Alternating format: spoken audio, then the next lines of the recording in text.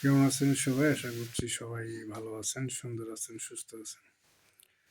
প্রচুর শীত। তো বেশ কয়েকদিন থেকে দেখা যাচ্ছে শীতের যে প্রখর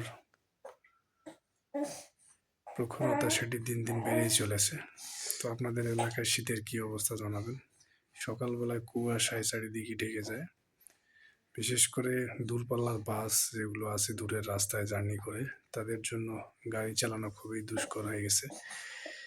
তো সবাই এই শীতে চেষ্টা করবেন ঠান্ডা যাতে না লাগে সেজন্য নিজেকে খেয়াল রাখবেন।